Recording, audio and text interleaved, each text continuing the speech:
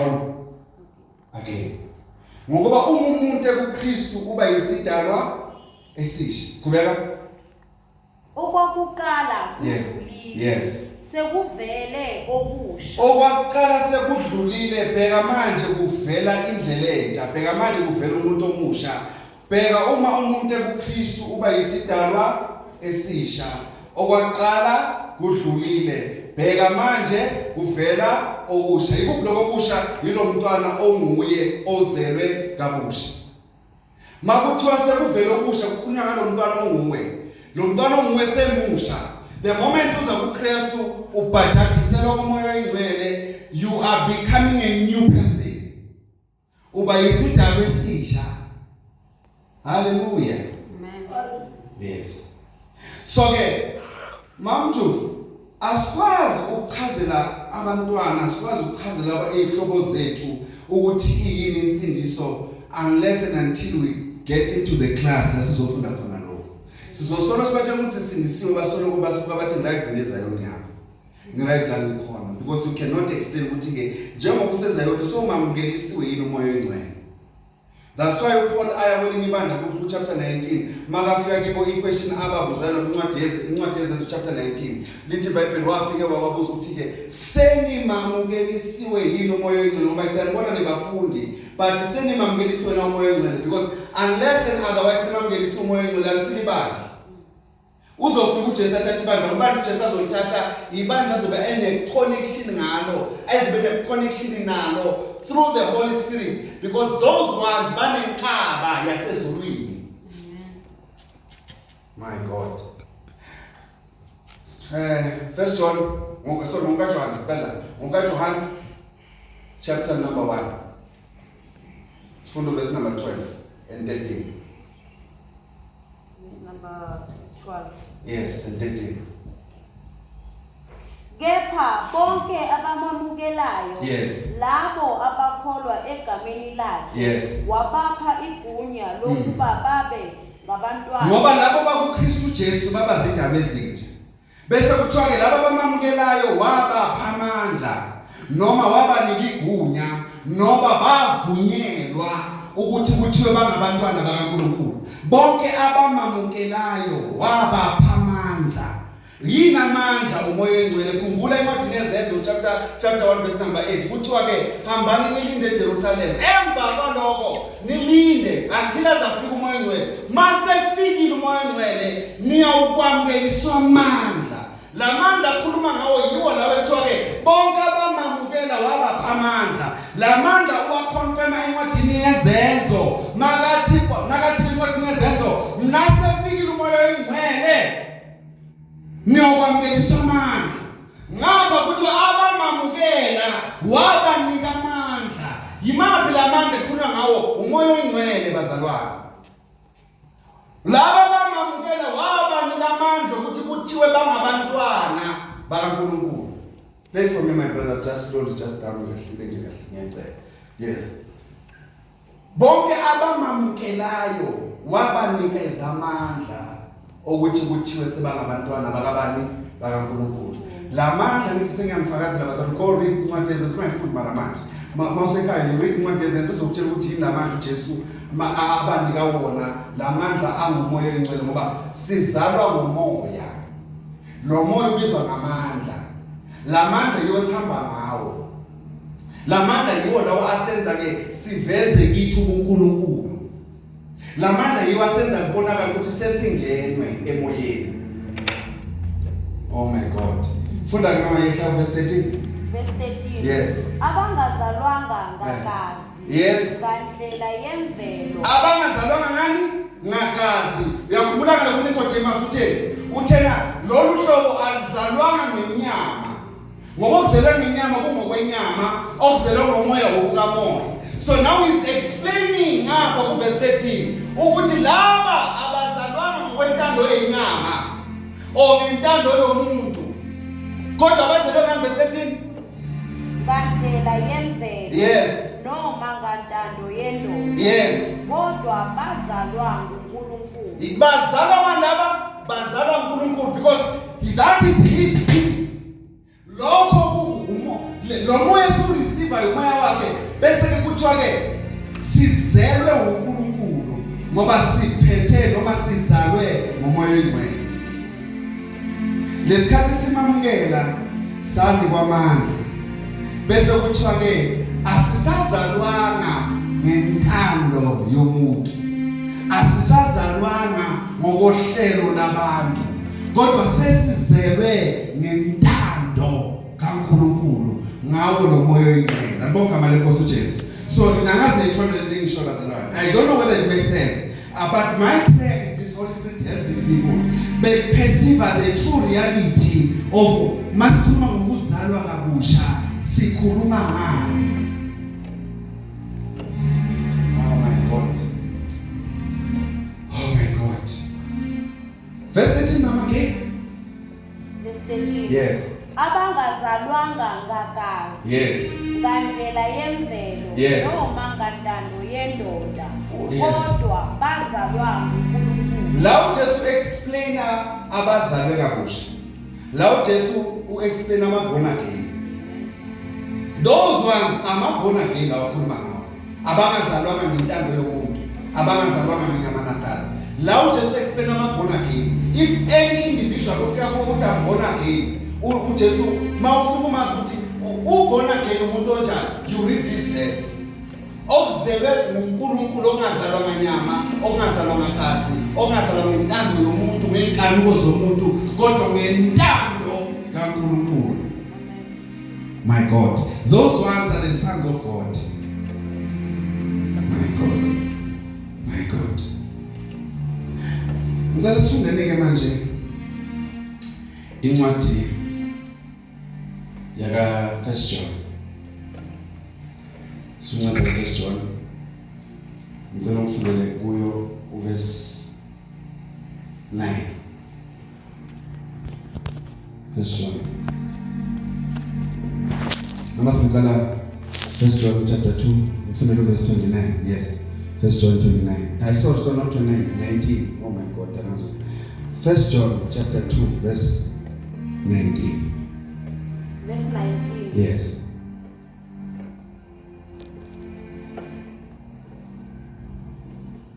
First John, ngokuka John.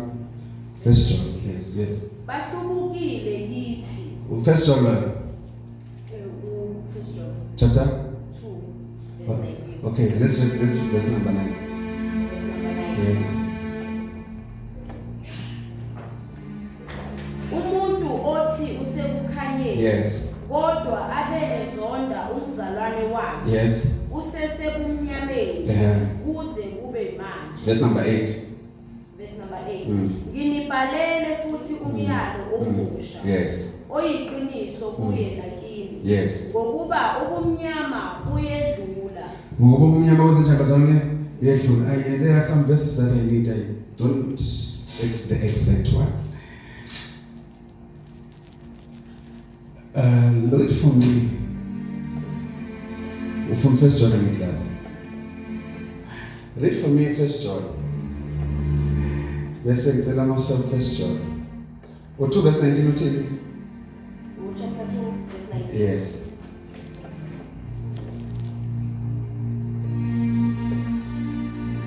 My God. Verse 19. Bahlubukile kithi. Yes. Wazi sebebengesibo abakithi. Okay, no, that's not the one that exactly that I need. I want the ones that explain that I saw. Okay, start from John chapter 3 verse 3. That's John, 1 John chapter 3. Don't from verse 1 until 3. It's fine, yes. Verse 1. Ake nibheke uthando olungaka asinike lona uBaba. Yes. Ukuba kuthiwe singabantwana bakaNkulunkulu. Ake nibheke uthando uBaba asinike lona olungaka. Esesithiwe sesibazalwane singabantwana bakaNkulunkulu. Yes, tubeka. Futhi siyibo because the time sizalwa kabusha bazalwane, without a doubt we became abantwana bakaNkulunkulu. We became the children of God. Without a doubt. Why is it without a doubt? It is because sinomoya oconfirmayo kithi. sinomoya ofumikiwe esithi masikhala kuye sithi Abba Baba. Lo moya lo masikhala sithi kuye Abba Baba. That spirit confirms with our spirit ukuthi we are now sons and daughters of God. We are now the sons of God. Kuthiwa ke nibheke ubaba uthanda sinike lona. Qhubeka mama, verse number 3 from this one. Nokho izwe alisazi. Yes. Ngokuba naye alimazana. Yes. Bathandekayo. Manje singabantwana bakaNkulunkulu. Bathandekayo. Manje sesingabantwana. Not any time before, but now.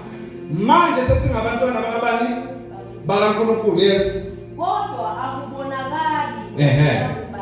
Yes. Nokho siyazi ukuthi nxa ebonakaliswa siyakuba njengaye. Oh my God. Verse number 2. Verse number 2. Bathandekayo. Yes. Manje singabantwana bakaNkulunkulu. Yes. Kodwa akubonakali esiyakuba yikho. Nokho siyazi ukuthi nxa ebonakaliswa siyakuba njengaye. Nokho siyazi ukuthi mhla ebonakaliswa siyoba njengaye. Siyazi, we have this in us. Because the same Jesus we're waiting for, he was birthed by the Spirit. So kuthiwa ke nathi sesingabantwana bakabantu bazalwane bakaNkulunkulu. We are the children of God. Siyazi ukuthi singabantwana bakaNkulunkulu ngoba siyazi ukuthi namhla ebonakaliswa siyoba njani? Siyoba njengaye. Asunde chapter 4. Verse number 7. And get the clarification yokuthi umntwana kaNkulunkulu ubanjani. Isihloko sithi uthando luyikho konke. Yes. Verse 7. Bathandekayo kumele sithandane. Yes. Ngokuba uthando luvela kuNkulunkulu. Yes. Bathandekayo kumele sesifunza. Lithi bathandekayo kumele. It's something that we are not being begged. Asincengwa kiyo. Kuthiwa kumele bathandekayo kumele sithandane. Yes. Bonke abanothando. Yes. Bazelwe nguNkulunkulu. Hayi ngoba it is something esithola ngaphandle. It is an official declaration ukuthi umntwana kaNkulunkulu uzelwe kabusha. Mawunothando ngoba kuthiwa wonke ozelwe uNkulunkulu kumele kuba nothando. Bese kuthiwa ke bathandekayo ke asima kumele sithandane ngoba wonke ozelwe uNkulunkulu akadevelop uthando inature yakhe. Bathandekayo kumele sithandane ngoba wonke ozelwe uNkulunkulu unothando. Why wonke ozelwe uNkulunkulu unothando? Because even the one who gave birth to us is love. God is love. So if God is love, kuthiwa ke nalo uzelwe uNkulunkulu akalifuni unalo kuye. Angaba umhlolo mzala umuntu kodwa angabi nagazi. Mawuzelwe umuntu onegazi kufanele ube negazi. Mawuzelwe umuntu onama-genes kufanele ube nama-genes. Kusho kanjalo. So ke awukwazi ukuthi uNkulunkulu unothando kodwa unothando. Yingakho athi amakabhalo uJohn uthi bathandekayo ke kumele sithandane. It's a must have because it's our nature. Qhubeka lo. Futhi bayamazi uNkulunkulu. Yes. Verse 8. Ongathandiyo akamazi uNkulunkulu. Ongathandiyo in short ongathandiyo akasibona ke. Akasibona ke. Angahlanganyela nathi kodwa I'm sorry to say this akazalwanga kabusha akasiyo kababa. Because kuthiwa ke ongathandiyo akasiyo kaNkulunkulu. Amen. Ubona kanjani ukuthi ubona ke ngokuba nothando? More problem yothando. Awuna problem yothando awasindisi. Amen. Ufuna into engasiyo yakho. Ngiphindele. Amen. Mawufuna ukuzibona ukuthi usindisiwe or awusindiswanga, ungacheck ama-tongues. Check ukuthi do I love? Ngiyathanda na. Ngoba kuthiwa kufanele ube nothando. Mangabe awunathando awumazi uNkulunkulu. Yes bebe. Ngokuba uNkulunkulu uluthando. Ngokuba uNkulunkulu uluthando. Yes bebe. Uthando lukaNkulunkulu Yes. walubonakalisa kithi. Yes. Walubonakalisa kithi. Yes. Ngokuthi athumele ezweni Yes. indodana yakhe ezeleyodwa. Ngokuthi abonakalise ezweni indodana yakhe ezeleyodwa. Kusela soku John chapter 3 verse 16. uNkulunkulu walithanda kangaka izwe. The time eveza uKristu wayeveza uthando lwakhe. Ngesikhathi eveza uKristu wayezivezela uthando lwakhe. Yes kubeka ma. Uthando lukaNkulunkulu walubonakalisa kithi Yes. ngokuthi athumele ezweni indodana yakhe ezelwe yodwa. Yes. Ukuba siphile ngayo. Yes. Verse 10. Qhubeka, yes. Uthando Yeah. lukulokhu. Uthando lingulokhu. Yes. Akusiko ukuthi thina samthanda uNkulunkulu. Yes. Kodwa yena wasithanda. Yes. Wathumela indodana yakhe ibe inhlawulo ngezono. That is the definition according to John ukuthi yini uthando. I-definition kaJohn ithi uthando yilokho ukuthi sathi siseyizoni wathumela indodana yakhe ukuba izokwenza njani izosifela. So uma umuntu abuza ukuthi yini uthando uthi kuye awuthi uthando ukuthi fanele ngilale ngicabanga wena ufuna ngivuke ngicabanga wena. That no. As a child of God, mabathi yini uthando lilokho ukuthi sathi siseseyizoni. That's the true love. According to the word of God. That is the true love. Uma umuntu azofika kuwe athi yini uthando, ngokucabanga kwakho yini uthando, akusukuthi ngala ngicabanga wena. That's not love according to the word of God. Somehow that one including ingane ngophakathi. But the genuine love is this. Sathi siseseyizoni wasithanda uNkulunkulu. Yebo ngisholo. Yeza mamthu gogo. Lo mkhulu lo makaqala gogo ngakuphi nge. Uthi mkhulu yini uthando uthi athi angithanda yini uthando. Nathi aqala bese li wrong lelo lisholo. Ngicela ukutshela uthando kuyilona lona yilona. Sathi siseseyizoni uNkulunkulu wathumela. That's the one. When utshela lela sezweni mina ngutshela ngona sezweni ngoba mina from above. The true love of God yilona ukuthi sathi siseseyizoni wathumela indodana yakhe. Angisizwana bazalwane. John, okay, so John chapter number 2. The same book, but it's often chapter number 2 verse 28 and 29. He's giving us the definition of being born again. Yes.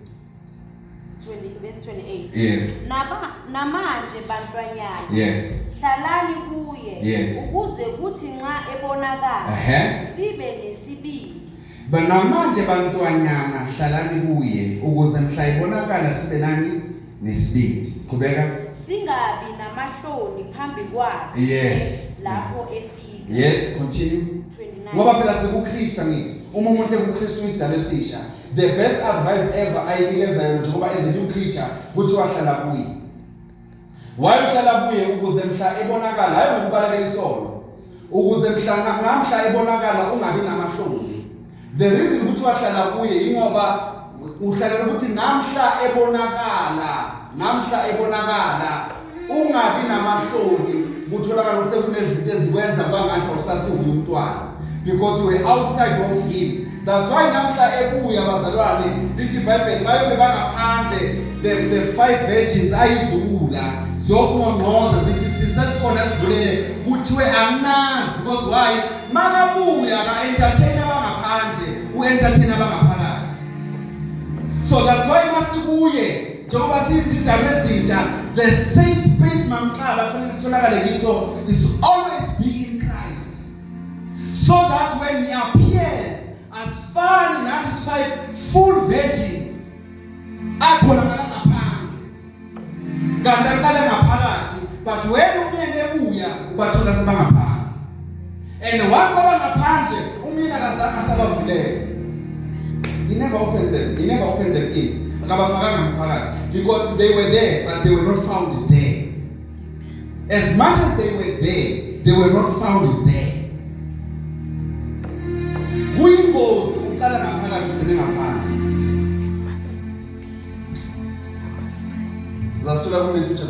lezo story lezo. Okay, verse 29. Verse 29. Yes. Uma nazi ukuthi yena ulungile. Yes. Yazini ke futhi ukuthi yilowo nalowo Yes. owenza ukulunga Ehe. kuzelwe nguye. Nayo indaba. Ama characteristics bazalwane lawo asibona ubhizishumela la ukuthi usindisiwe. Asibona ucula la ukuthi usindisiwe. Asibona sithatha umnikelo ukuthi usindisiwe. Asibona ushumela ukuthi usindisiwe. Number 1 izwi indaba etheni uthena kufanele ulunge. Ngoba naye ulungile angithi? Yes. Those are the impulses ukuthi nawe uyabona again. Number 2 bathandekayo simele ukuthanda ngoba baba wethu yini uluthando.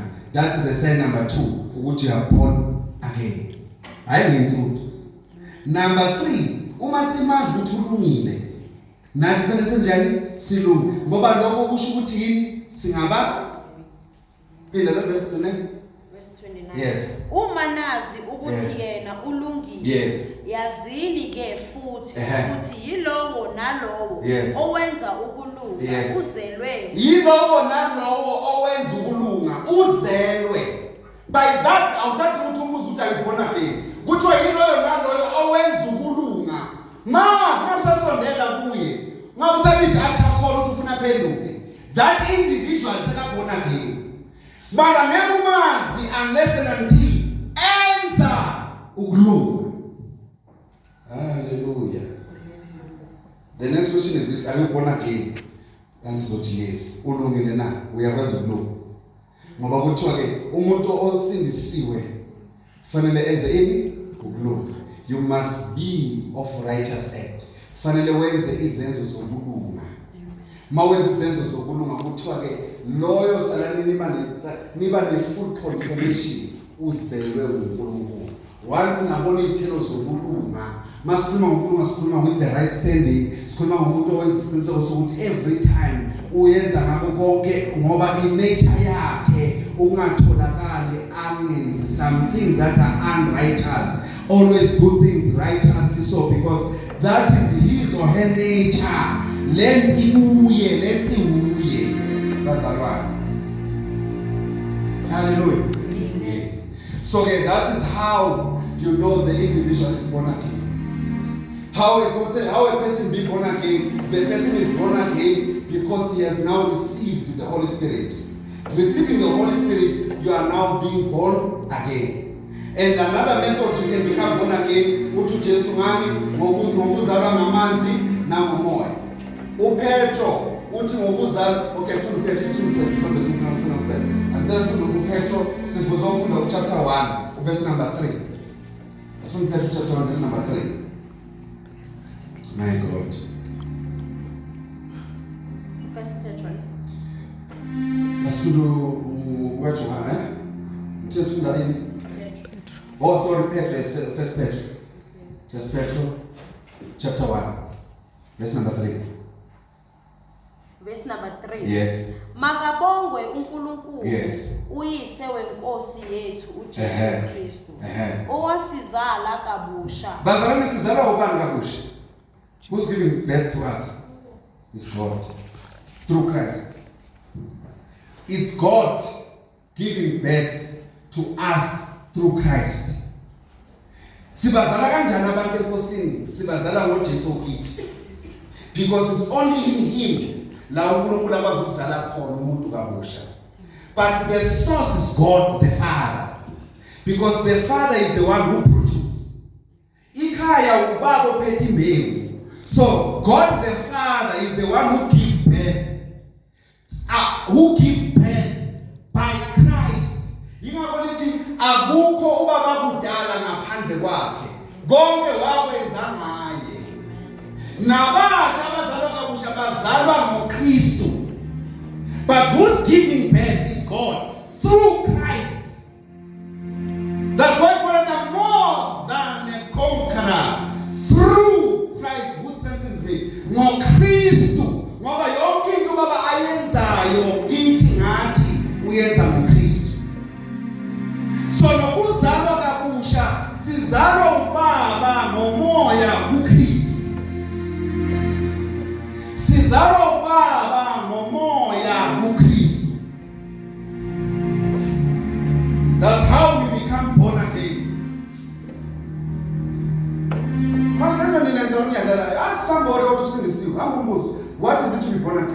Try yourself.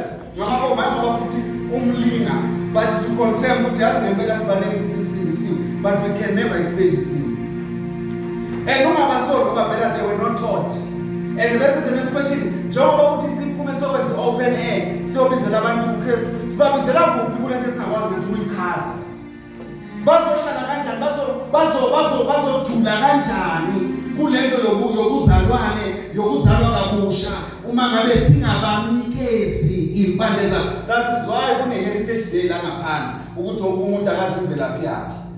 But I'm sorry to say this, abazalwane bakhona mara babuza imvelaphi yabo, they can't go deep. Mathiwa heritage day bagijima ukuze abagqoke impande zamaswati ezamandebele babuye lo celebrate lokho abakwaziyo. But now you are born again. What in heritage? Why not for heritage asezulwini? Akayazi. That's why masithi heritage man ugijima ubuyele back. Ngoba uyakwazi ukufundiswa from school. Ukutsheliwe ukuthi imvelaphi yethu ithi sidla lokhu siphila ngalokho. Kanti similar the case. Nalana sinemvelaphi yethu. Sinokudla kwala kuyisidlo. Nathi sayimvelaphi. Wait. Heritage is coming. Zobona. Bayokhipha imvunulo.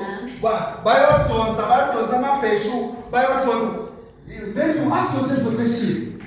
Truly are we born again? Why am I doing a spirit? I'm not saying it's wrong to say I think the attire. But the reality is this. Now we have a new identity. But can you explain this identity? As far as that's why in Fungu Zanale Yukuli, the Lenya was because.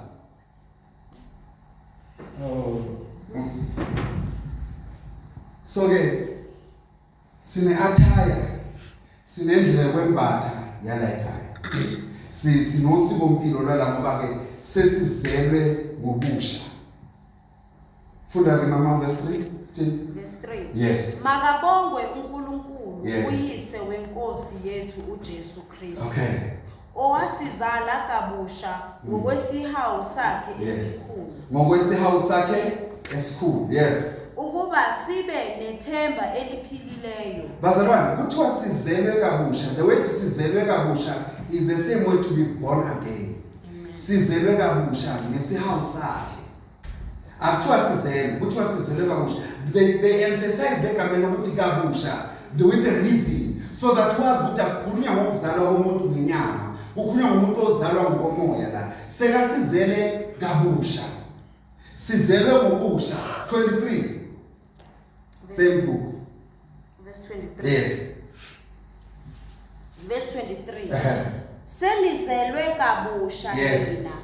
Hayi ngembewu ephelayo. Hayi ngembewu ephelayo noma ebunayo. Yes. Kodwa ngengapheliyo. Ngembewu engapheli. Lembewu leyo qala yiyo lesihamba soyilahla lapha emathuneni leyaphela leyo mbewu lesilwe ngayo leyo. Le yakahlatshwayo le yakasindi le yakabani lembewu leyo iyabuna ngoba imbewu yenyama, imbewu yemvelo. Bese kuthiwa kunalembewu engapheli. Ah my God. Kunalembewu esizalwa ngayo engapheli ingakathi uJesu ozelwe uNkulunkulu akasana phela akasana kubhubha because lembewu esizelwe ngayo ayisabuni. That's why makafika kuLazarus sathi hayi Lazarus ufe sekangazi angeke asafa futhi noma efa wophila. Ofe esengazi noma efa uyophila kodwa ongaziyo akasayikufa. But nangabe kuyenze uyafa uyophila futhi. Because why? There's kind of a seed exalile imbewu engabuni. Kuthiwa sesizelwe hayi ngembewu ebolayo noma ebunayo. Sesizelwe ngembewu ezenjani engabuni. Because we are being born again. Kubeka mama 23. Kodwa Verse 23. Yes. Selizelwe kabusha nina. Hayi ngembewu ephelayo. Kodwa ngengapheliyo. Ngezwi eliphilileyo nelimiyo likaNkulunkulu. Ngezwi elimileyo nelingabuni ekuyizwi likabani likaNkulunkulu. Kodwa ngithanda sibambe la kuqala the first statement uma athi senizelwe kabusha, born again. Born again. Born again. bambe lento ungayifunda uyigijima esuyidlula maathi senizelwe kabusha senizelwe futhi ukhuluma ngomuntu oyiborn again Mayo explainer what is it to be born again. Those are the truth you must expose to a person ukuze nakangena angene with full force. That individual sekayazi ukuthi mawuthi umuntu uzalwa kabusha kushiwo yini. Kukhulunywa ngomuntu ozelwe nguNkulunkulu. Nozelwe ngokukaNkulunkulu. Ngithe to be born again, it is to be born from above. It is to be born but from above. Uzelwe ngokwaphezulu. Sikompilo lakho lwaphezulu. What time is it now? Sifundele sokuthi isikhathi. Isikhathi, yeah? 12:47 la manje. Ngicela ufundele ke 1 John chapter 5. Angazi ukuthi yayenza sense indaba esikhuluma yebona ke. Because mamjuvi sine problem abantu abamabona ke.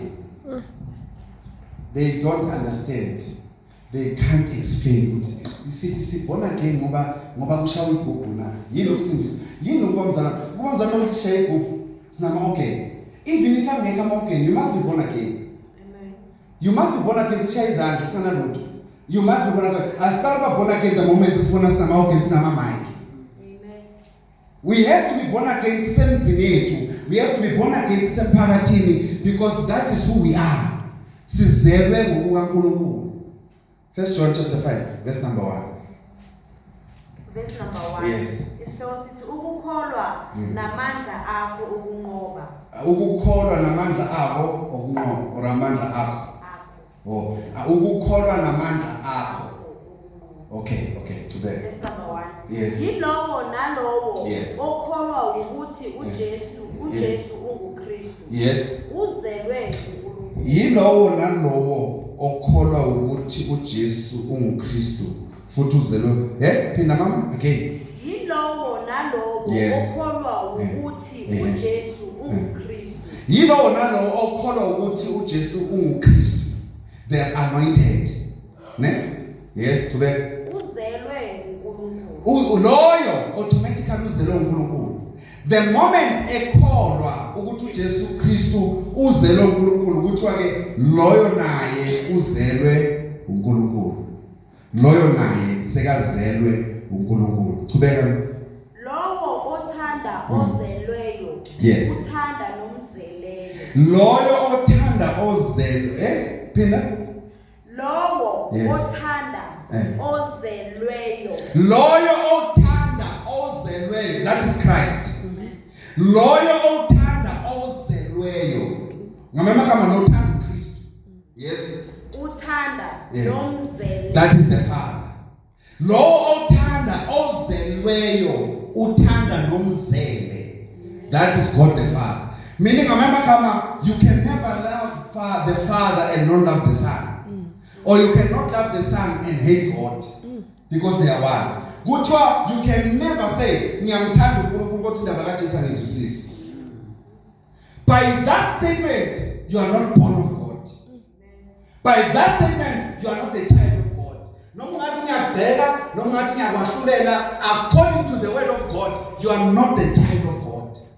Because kuthiwa awukwazi ukuthanda ubaba kodwa you hate the Son.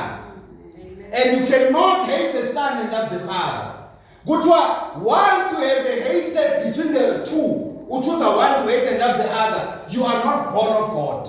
And I've got the right according to the scriptures, you are not the child of God.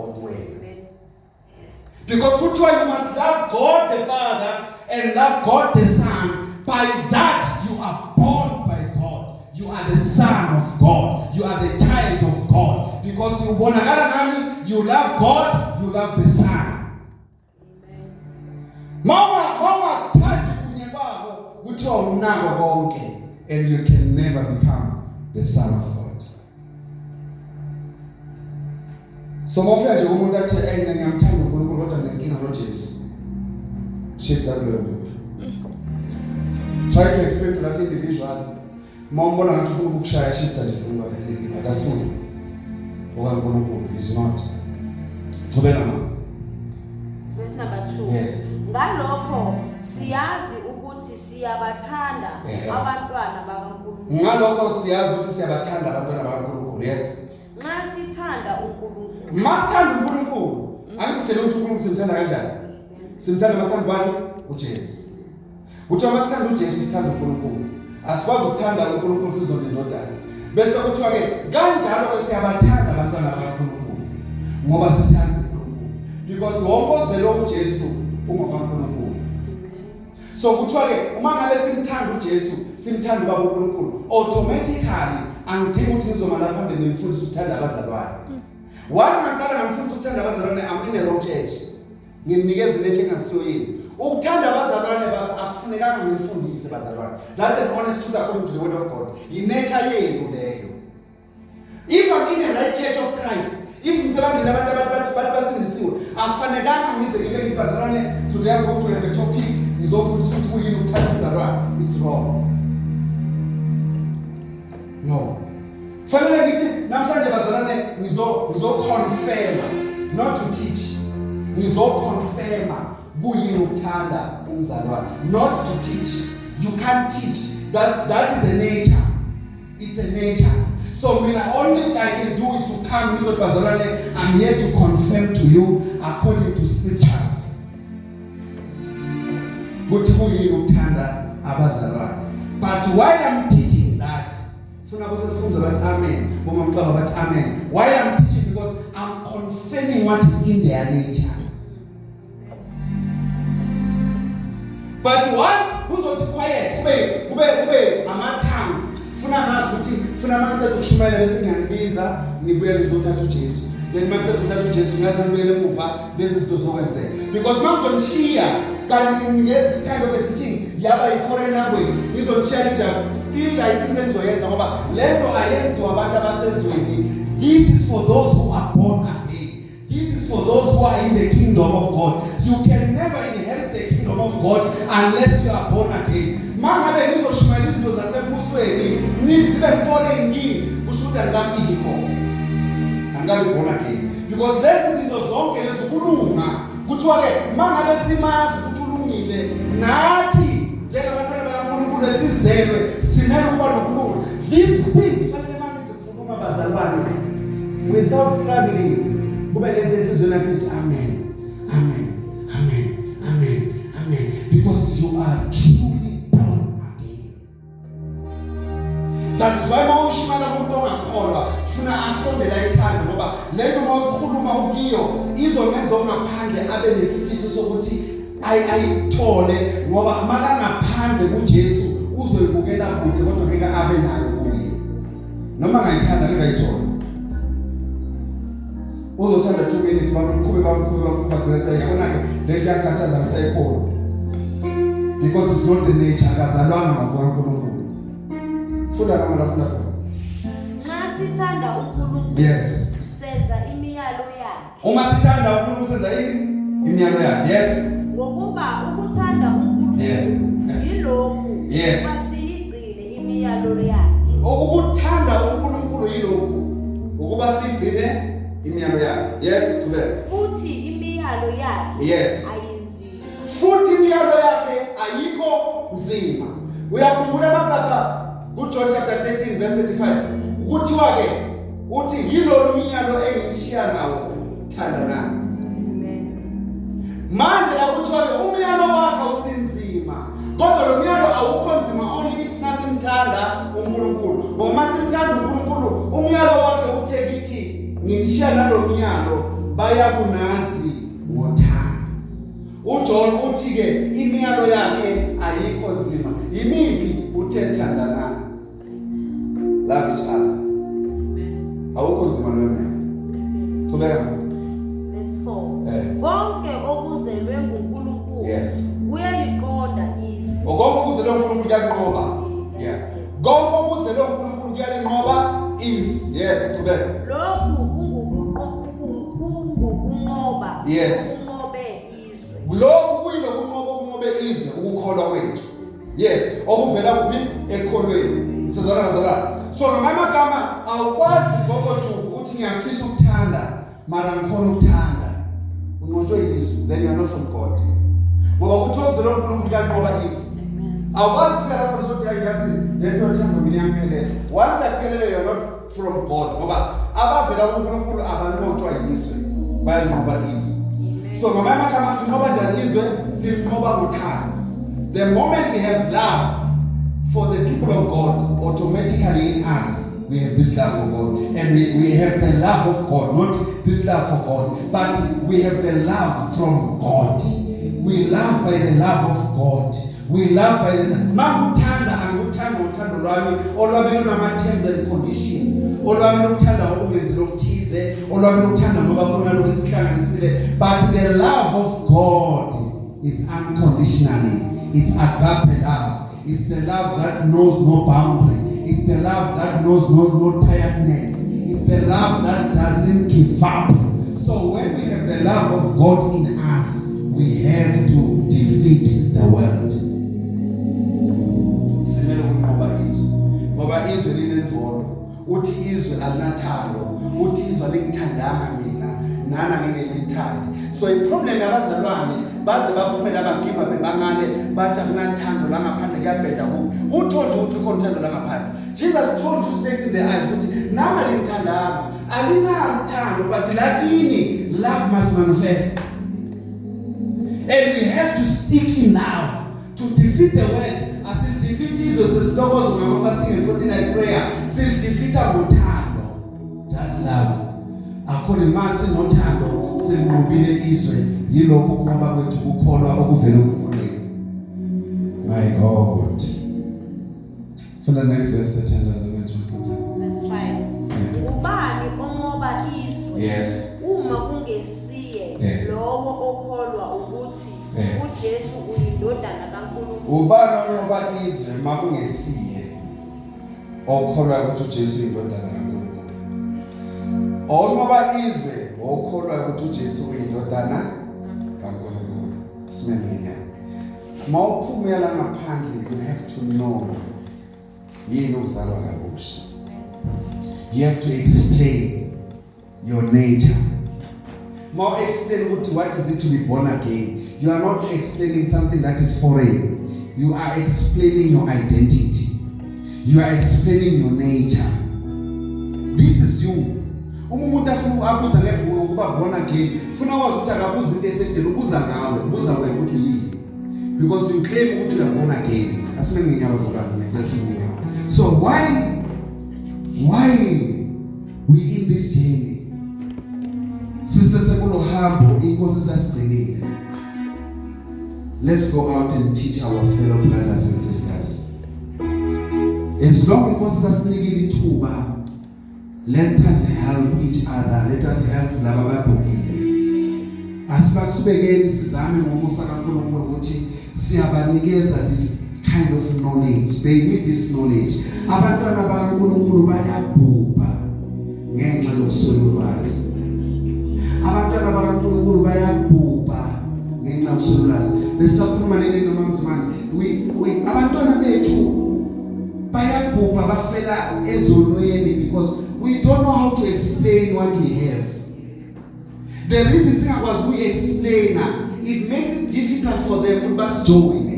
It makes it difficult ukuthi basebenzele ngoba uthi uJesu uthi uNkulunkulu ngenxa yokuswela if bowazi ukuthi uphethe ini enjani. I'm telling you. Bozohlala lento ichaza a few seconds. Your next of kin because uthintela ungamyelise lo Jesu. Mawuqeda nje ukuchazela bazothintela ngiyacela umthandazeli, umthandazeli. Ufuna ungamkela lo Jesu because you can now explain. Awulwisi but you can explain what delivered you. Uyakwazi ukuchaza lento kiyo until omunye umuntu azayibone. You've been given it. Uyinikiwe kuwe salvation. You are born again. Akayithathanga uNkulunkulu njengoba uyamngenisiwe nje seyakho soyoyipha noma ubani obona afanele ukuthi ayithole. You've got even that power. Never forget that. Write it in your diary ukuthi ngine power yokunikeza noma ubani insindiso. Nginikiwe yimi. I'm born again. I have it. This is me. I'm born again. I can make anyone I desire anytime I want by God's grace ukuthi ngimchazela sindiswe ngingakwazi ukuzala omunye umuntu evangelini because angikhuluma into engayazi angikhuluma theory ngikhuluma into engibone kimi ngikhuluma into engiyiyo ngikhuluma into engisebenzele you don't need anything else ozoyithola kwi-Bible school khuluma lensindiso onayo oyamngenile ekusebenzelayo that's the salvation edingwa labantu langaphandle hayi le Bible school not when I'm waiting to go to Bible school bese nami ngibuye ngishumayela no the one that you have just tell them about that one uthuma bazasamaria ngimtholile umtshele konke she talked about the one she received ngithole lokho ngomtshele konke ngiyenzozwa yena not the other ones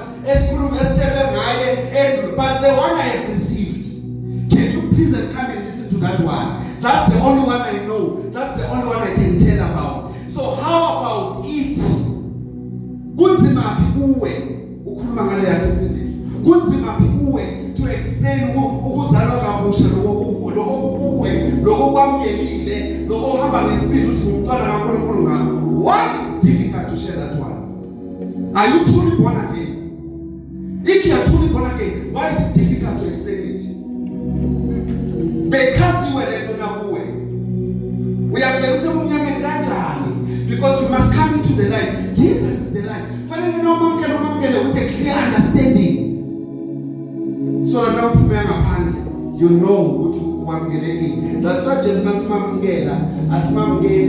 asimamkeli sometimes sisebumnyameni simamkela sisekukhanyeni simvume phambi kwabantu bonke that's why naye athi ongivuma phambi kwabantu bonke nami ngomvuma phambi kwabantu ngoba uJesu understand ukuthi ongvume publicly uzomchaza publicly uzokuzwa publicly but ongvume secretly angeke akho ukuvuma publicly but ongamkele publicly fanele explain kule public ukuthi uyamkele yini lento oyenza la bese explain then you will receive Christ by that way. Phela sithanda sesibonge